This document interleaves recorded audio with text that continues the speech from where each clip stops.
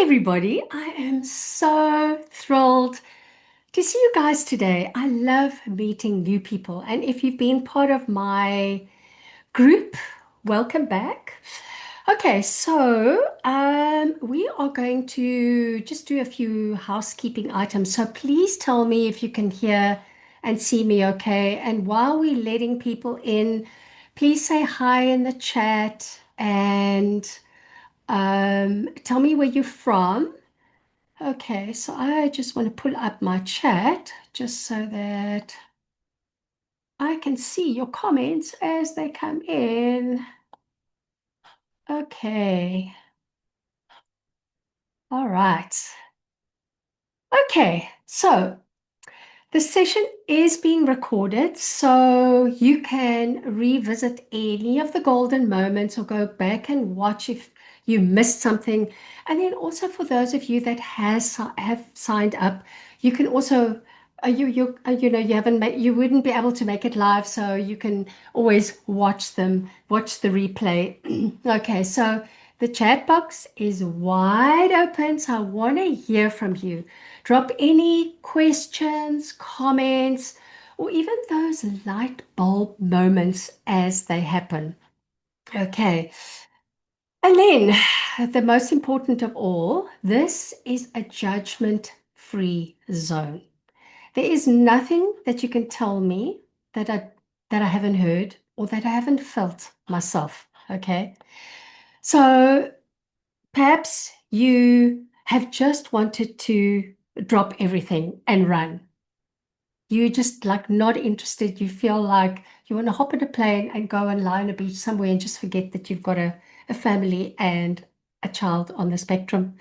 Perhaps you have thought of hitting them, and maybe you have.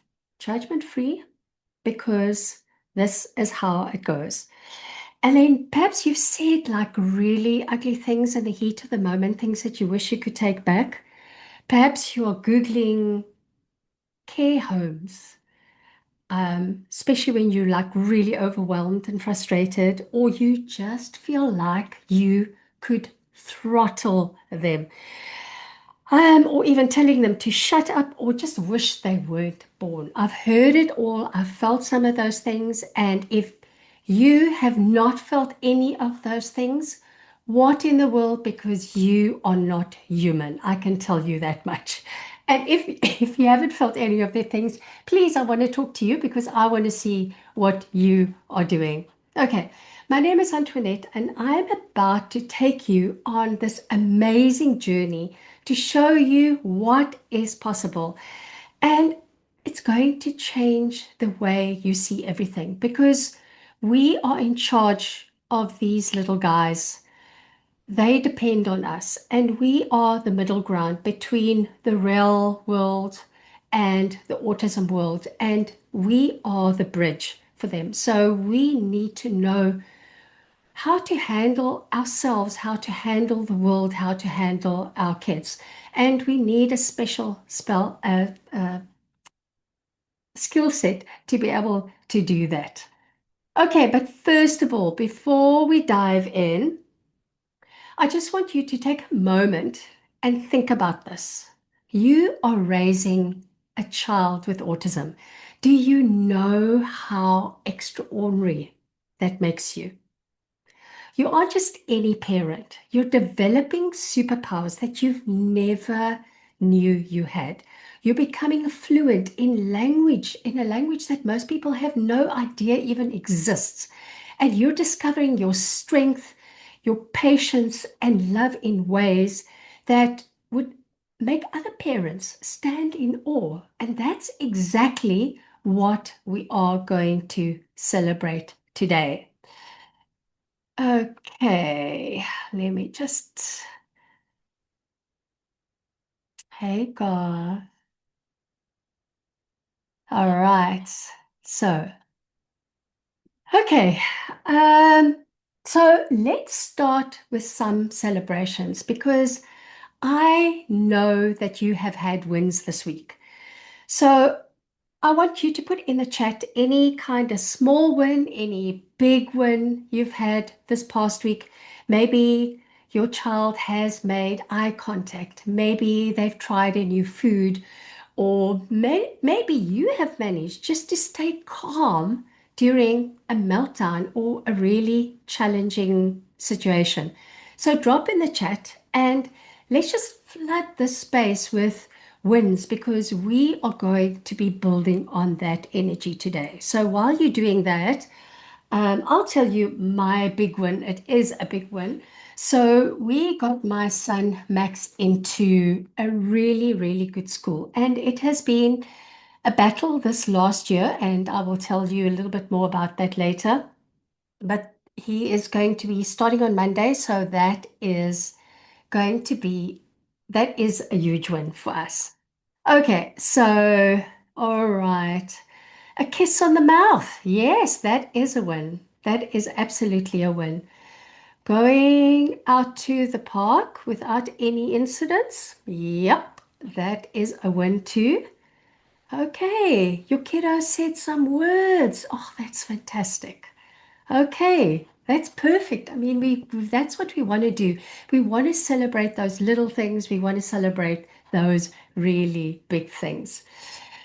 Okay, now I sent out an email a couple of days ago, I think, asking you to share your biggest struggles.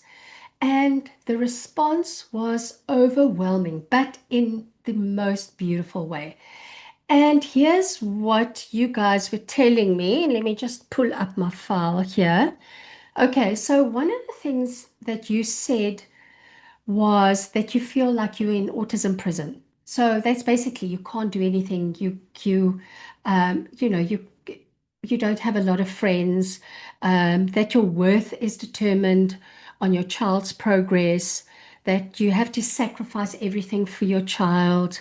That you should feel grateful for small things and never wish there was more. That you need to just be warriors on 24/7, which we all get. And then you also talked about the guilt, shame, fear cycle. And that looked like if you take time for yourself, that means that you're being selfish. If you're not constantly working on your child's development, that you're failing them. And if you're enjoying your life, then that means that you're not a good parent and you want things to be easier. Of course, we all want things to be easier. Also, lack of strategies, you guys were telling me about, what to do, how to handle things, emotions, what happens when your kids are, have behaviors, all that kind of stuff. Judgment, big one. Judgment of yourself, judgment of your child, judgment that you are getting from other people, from teachers, from professional people, from people in your own family who are judging you, people that you think understand but actually don't. Lack of resources, people that understand, schools that are supposed to look after your child and don't, medical people that's supposed to know what to do and they don't. Um, Lack of resources in your area. Perhaps you don't have all a lot of resources in your area. And then relationship issues with your partner and other kids. So you feel like autism is taking over your world, which is a little bit like I was speaking about autism prison. And you're constantly perhaps fighting. You are butting heads because you have different, you what is the word I'm looking for? You have discipline, you have different ways of disciplining your kids.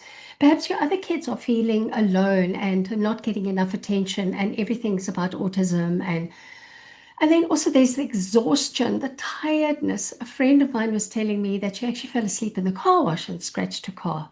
Exhaustion, that's what it looks like. And then lack of finances, because all of these things cost money. If the public school system can't handle, you have to make sure that your child gets into a private school and all the therapies. The insurance covers some of it, but maybe not all of it. So lack of finances. I mean, there are lots of struggles. So if you are there sitting and thinking, yes, that's me, put that in the chat. And because Here's the thing, you are not alone. You are not crazy for feeling all of these things. There are a lot of other things, all the things that we have to deal with. So, yep, me too, me too. Okay, great stuff. Okay, so I want to tell you a little bit about myself and how I got to be here. And of course, my son Max, he is now 10 years old and he is partially verbal. And I say that because he does have words. I don't want to say nonverbal. He does have words, he does have phrases, and it's a continuing thing that we're working on. Okay, so I want to tell you how this journey started for us and where we are now. So, Max was born prem. He was born at 27 weeks and he spent 9 months in hospital. And because he was prem, his lungs weren't well developed. He had so many operations, his stomach wasn't working either. He had operations on his stomach. They had a colostomy bag for a while. He was on oxygen for 14 months. He came home with oxygen.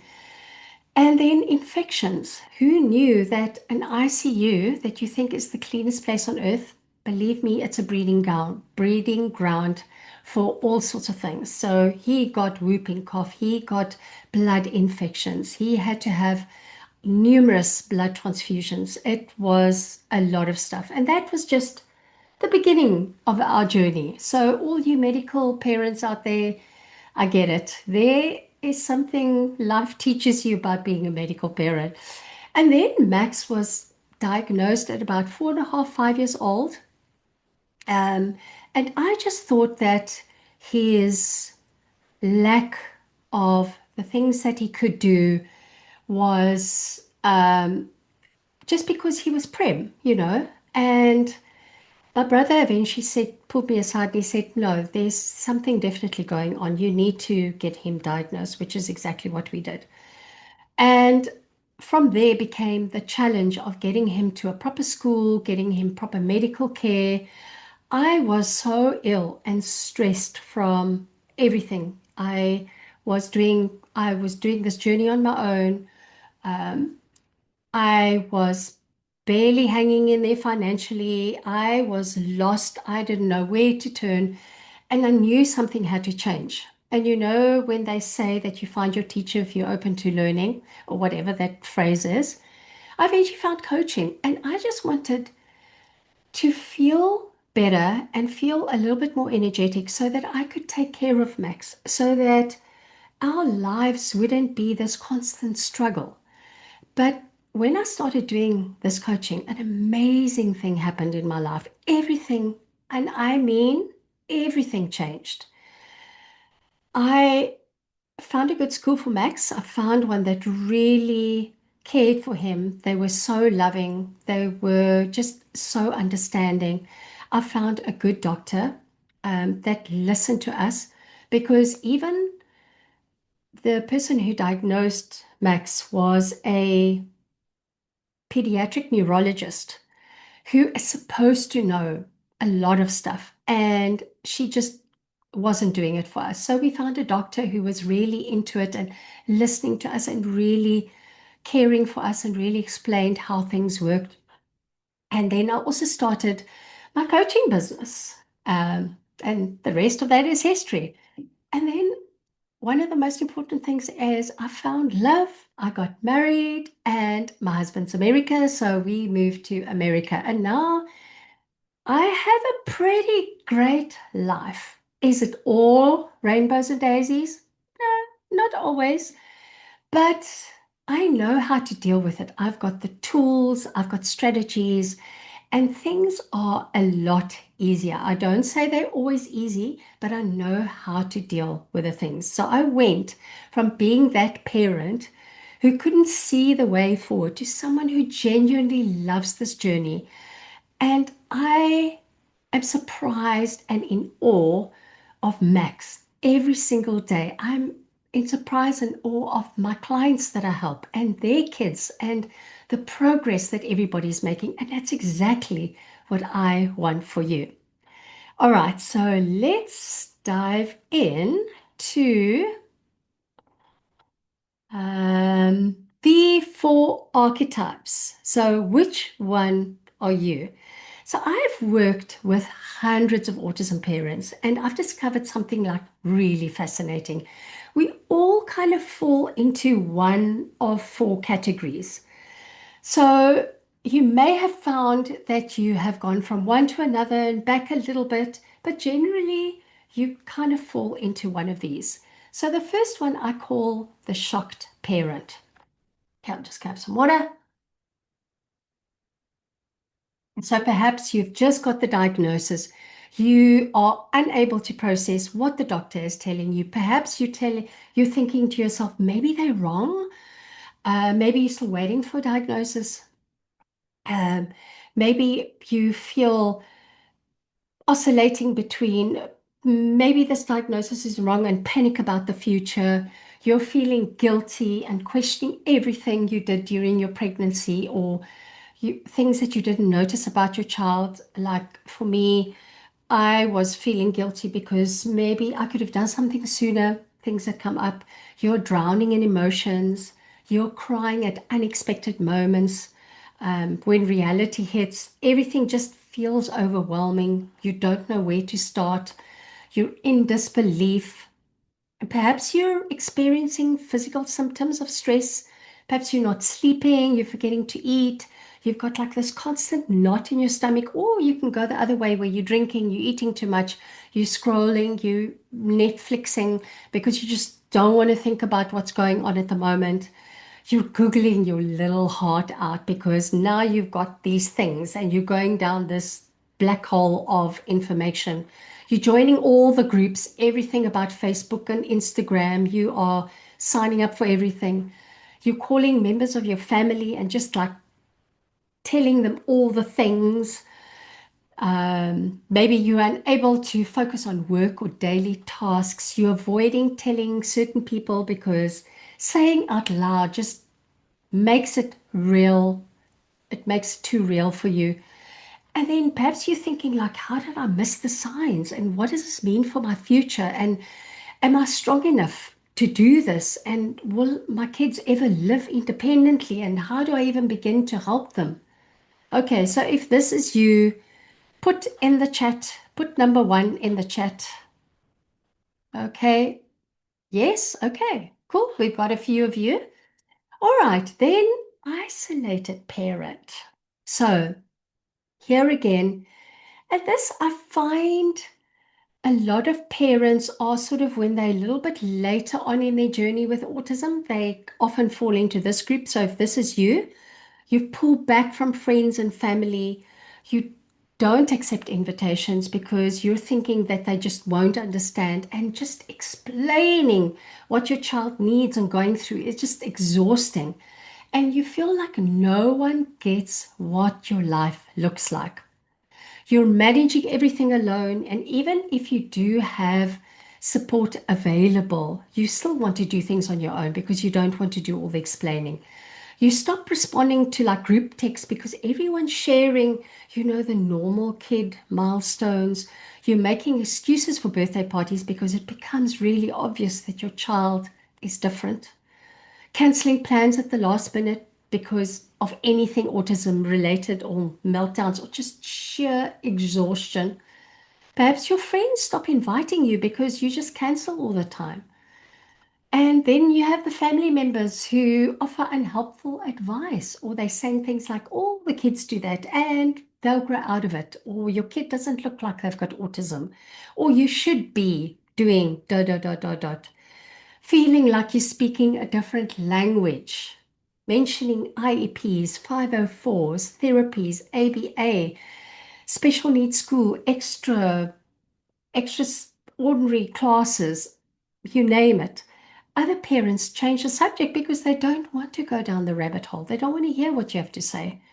Or maybe your spouse or your partner is working long hours, leaving you to handle everything on your own.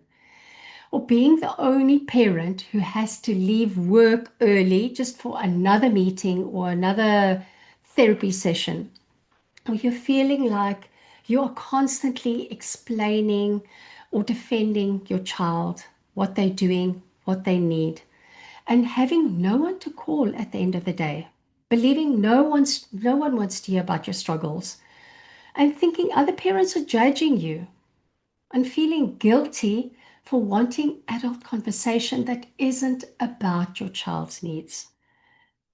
And then what you might be thinking is just this, it's just easier to do it myself, just easier. Okay, so who belongs in the isolated parent group? Okay, yes, number two, number two, number two. Absolutely. Okay, perfect. Then we get to the warrior parent, and this is where I was for the last few months. So you are constantly fighting with school, with insurance, with doctors, with any kind of systems, trying to get services. And everything feels like a fight. Everything is just a battle that you have to win. And you are just exhausted about thinking about everything, being on guard. You have become the expert from all this fighting, but you've lost sight of actually enjoying your child. You're recording everything because just now you might need it. You've got a binder with 1,000 tabs open with all the things that you need, but you're a little obsessive about it. You are researching laws and regulations, and it's taking up a lot of time. Are you preparing for meetings like you're going to court? And you feel like you can't let your guard down because otherwise they're going to take advantage. And then you second guess every professional because now you've had some professionals and they haven't come through for you. And now you're like, is this one, do they know what they're talking about? And then other people see you as that difficult parent. Or medical staff seem to just sigh when they see your name on the schedule. Or the school administrators know you by name and not in a good way. Or your spouse feels like you've become like someone you don't know, or it's just this constant battle that you're both in. And friends, avoid asking about what's happening with your child because then you are going to launch into the latest battle. Perhaps you battle with chronic tension headaches or bad tummies. You are losing sleep before big meetings because you're just running through every single scenario.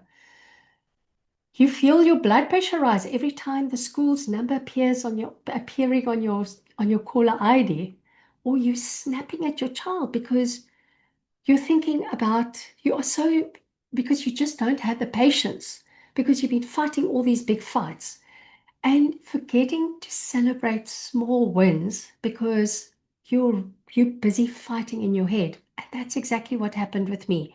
We kind of sailed over Max's 10th birthday. I mean, we did celebrate it, but very small. And we will make up for that.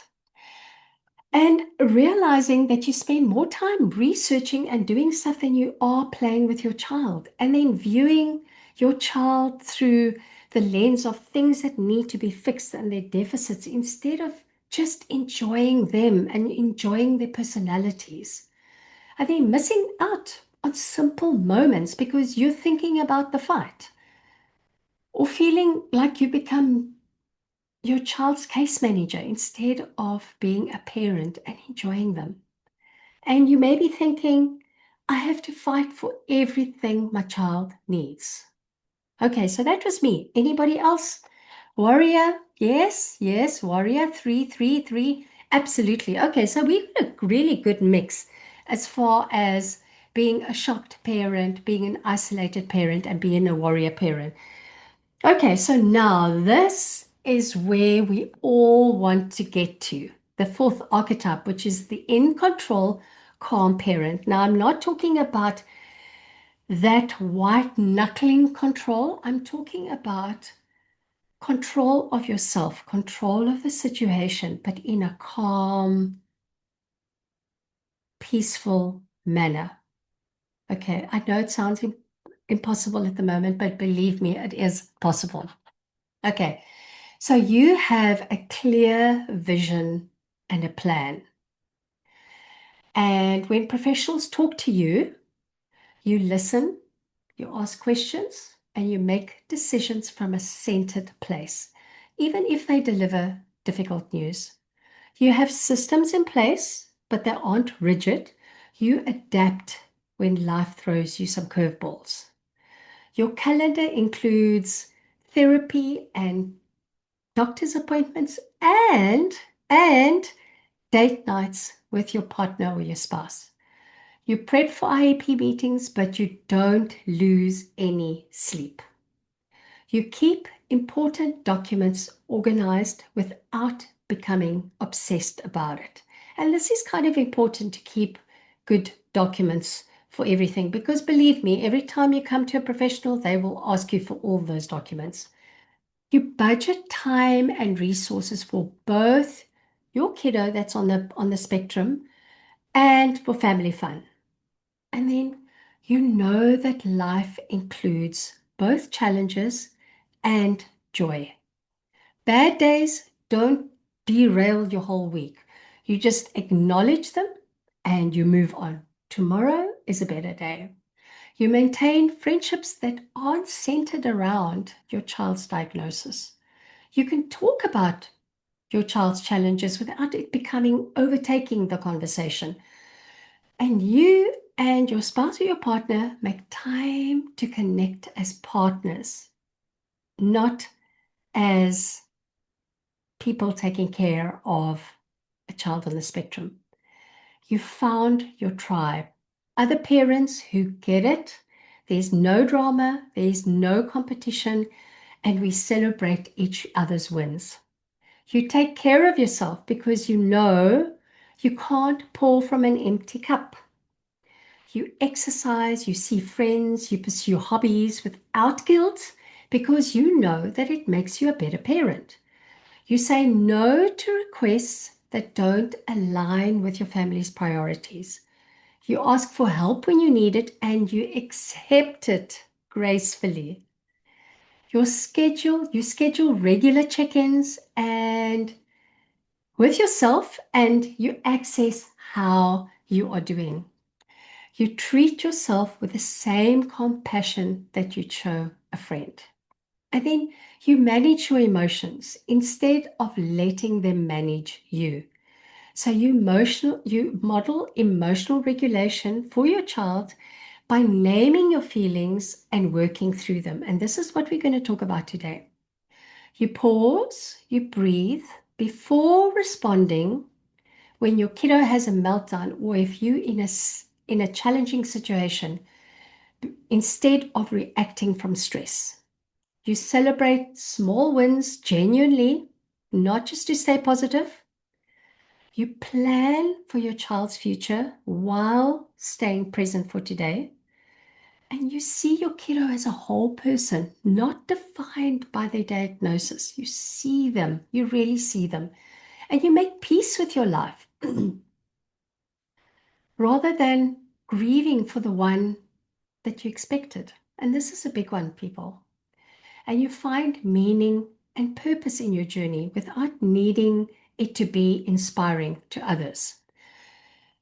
You're living your life, you're not just surviving. Your home feels peaceful most of the time, even during challenging moments. You enjoy activities as a family that work for everyone, and you laugh regularly, real laughter, okay?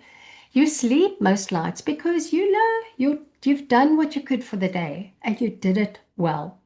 And you look forward to things like making plans without anxiety consuming you. You want to go away for a holiday? It's fine. Anything life happens, you can figure it out. And this is our journey, and we're going to rock it. Okay, so be honest. Which ones do you which ones describe you right now? So, okay, so now that you've gone through all four, drop in the chat. I know most of you have gone through one, two, three, four.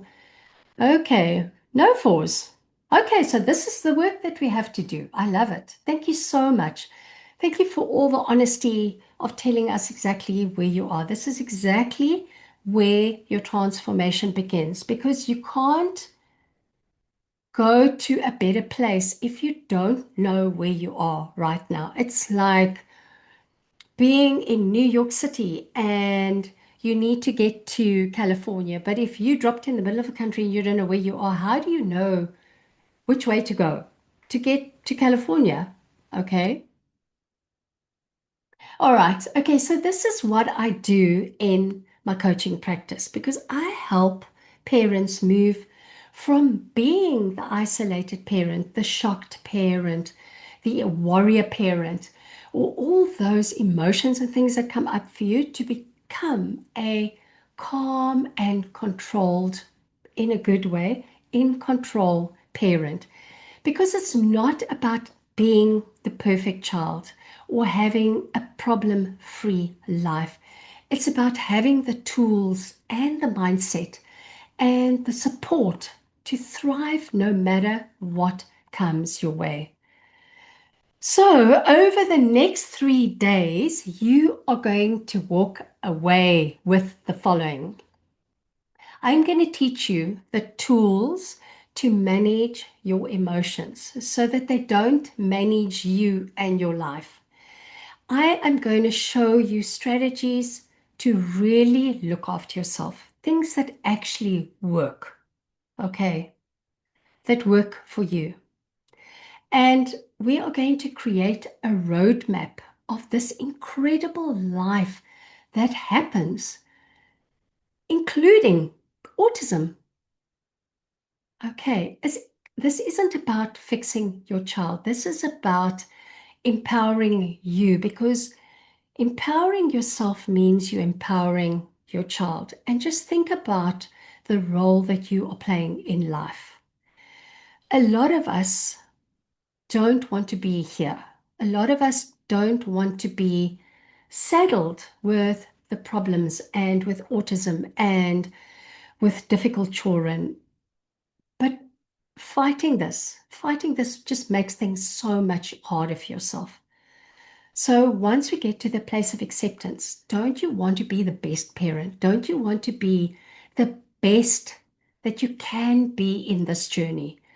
You want to be that person who can so figure out your child and so lead them in this world. You want to be that parent who can protect them no matter what and feel strong doing it. And then have an amazing life because we deserve to be here. Our children deserve to be here. Okay, so let's start um, talking about this most important work we're ever going to do as a parent of autism. Learning to embrace your emotions instead of fighting them. Okay, so let's get real about what you are feeling.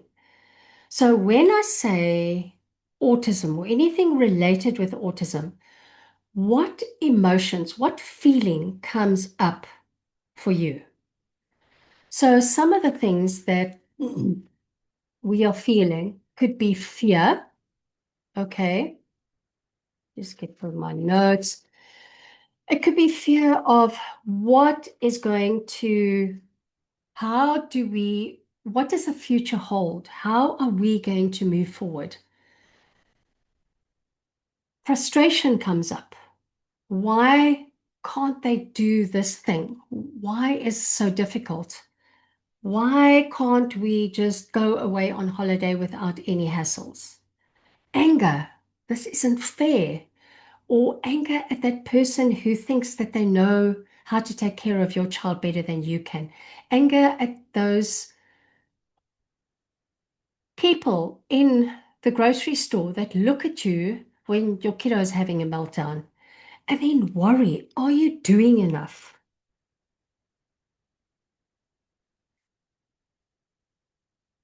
Or have you done enough research? Have you exhausted all options? Overwhelm. There's just so much to figure out. It's all coming at you. You're dealing with all these things. You have to put on all these hats and you're overwhelmed or exhaustion. You're running on empty.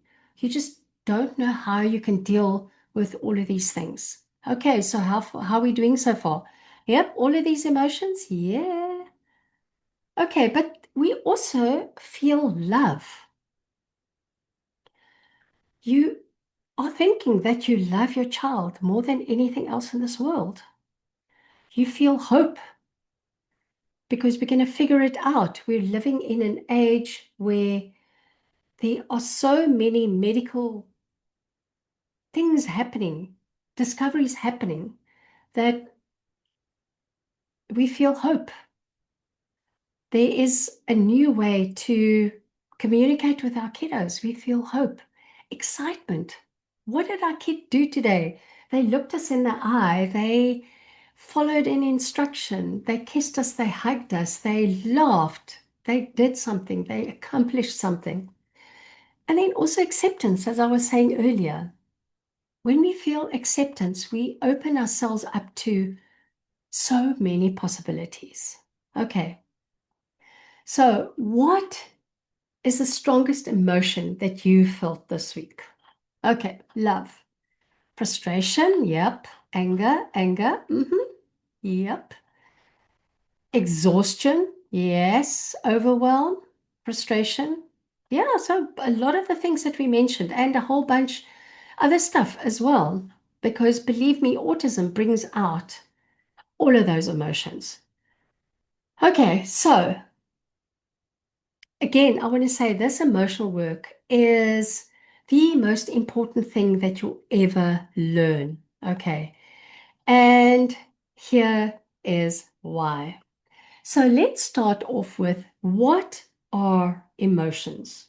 Okay, so think of an emotion. It's just a frequency, an energy frequency in your body.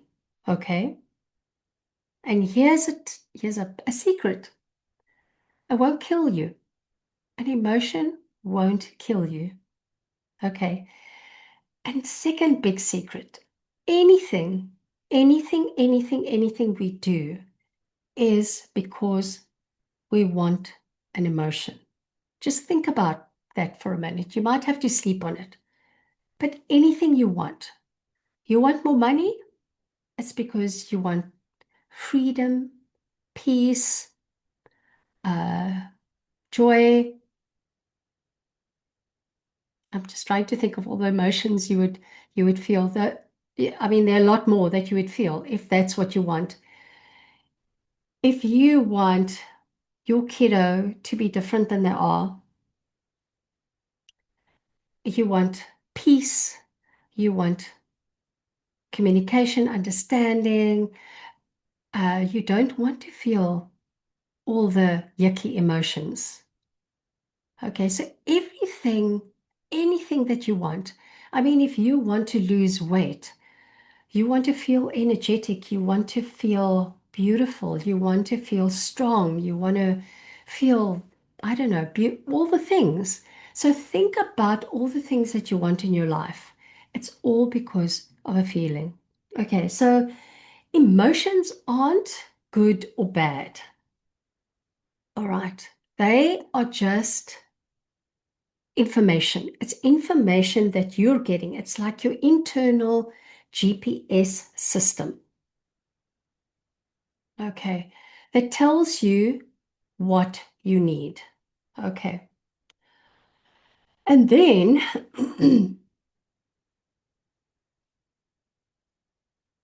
what happens if, so oh, I just wanted to reiterate again, there are no good or bad emotions.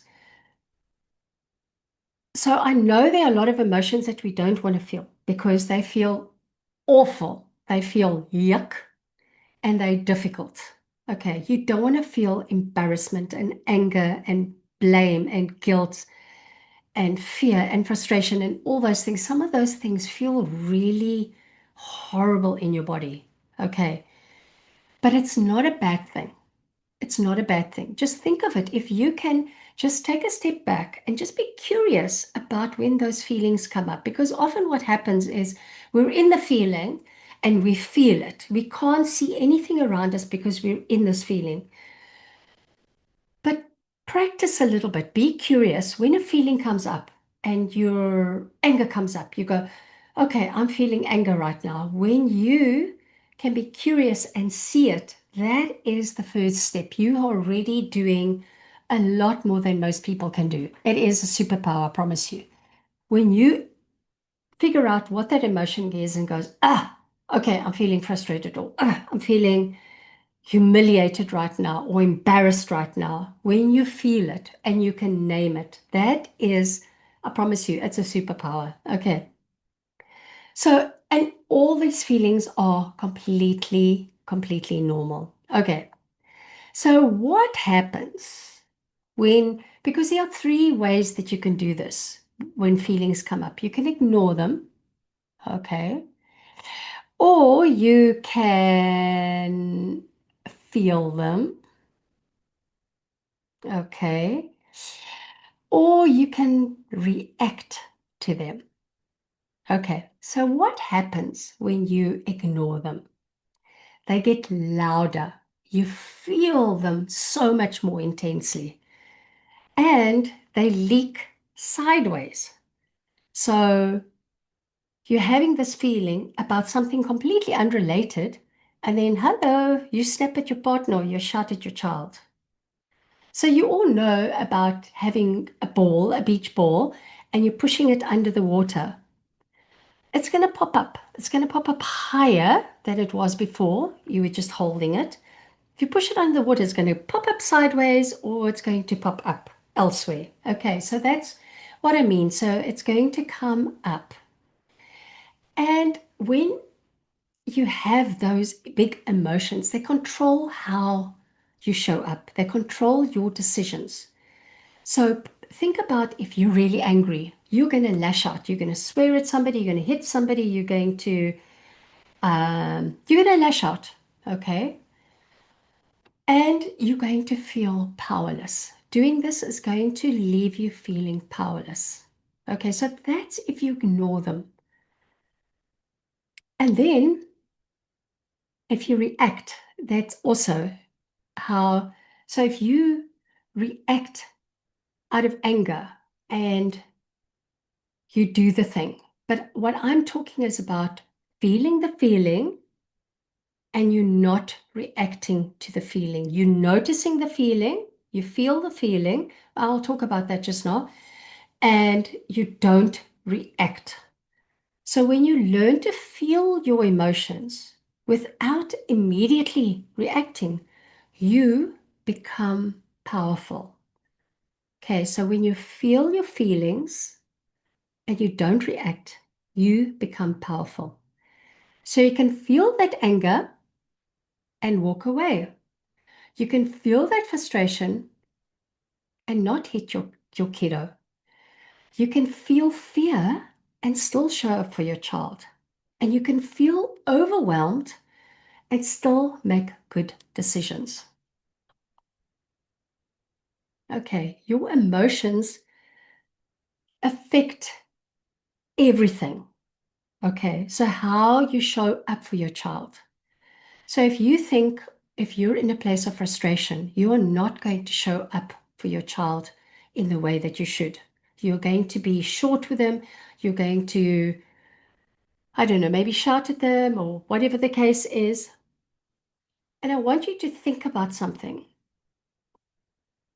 If you know that your child enjoys doing something, but you don't do that thing because of how you are going to feel, think about, I just want you to be aware of that. So if your child, like my Max, loves going to the park, and sometimes I have the feeling, well, if the other kid's in the park and he pushes or scratches another kid, I am going to feel like over, overwhelmed. I'm going to feel angry. I'm going to feel embarrassed. I don't want to feel that way, so I'm not going to take him to the park. So I just want you to notice what comes up for you. Sometimes we are going to not go because we just need to take care of ourselves. But I just want you to notice where you are not showing up for your child the way you should, all because of a feeling. How you interact with professionals. If you think the professionals know more than you and you feel like you're in a submissive position, for instance, you might not stick up for your kids the way you want to because you are deferring your power to them. Or it may affect how you handle challenges. So if your kiddo has a meltdown in the grocery store, grab them and you run. But if you come from a position of power, you work through that. And these are all the things I teach you how to do. And it also affects how you see possibilities or problems. So, a possibility, for example, let's go on holiday.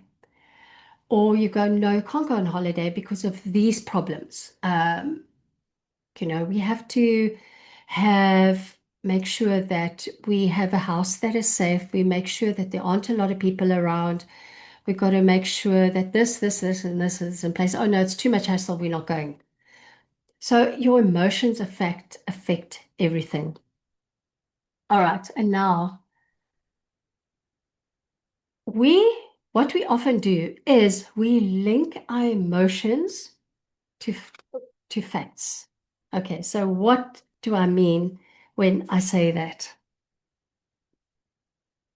Our kid has a meltdown and we feel embarrassed or overwhelmed, or I'm feeling very short of emotions today. I'm around the same few emotions. But anyway, you're feeling embarrassed, you're feeling overwhelmed, you're feeling humiliated, you're feeling you don't know what to do, or you've somebody says something to you like, oh, you should really discipline your child, and you feel anger. Okay. Um, but those facts are not related to your feeling. Okay. Your thoughts are related to your thoughts. Let me start again. So you've got the fact of your child has a meltdown or somebody says something, and you have this feeling. But it's not the feeling that is created, it is the thought about this fact. So when your child has a meltdown, you're thinking, oh my Lord, everybody is looking at us, or I don't want to be in this situation, I'm just going to leave. So you're having a thought, and that creates the feeling of overwhelm. And that person says you should discipline your child, and you feel anger, but it is the thought that you have. It is the thought that, oh, she doesn't know what the hell she's talking about, or whatever it is that sentence is, that is creating your anger, that's creating your feeling. Does this make sense, people?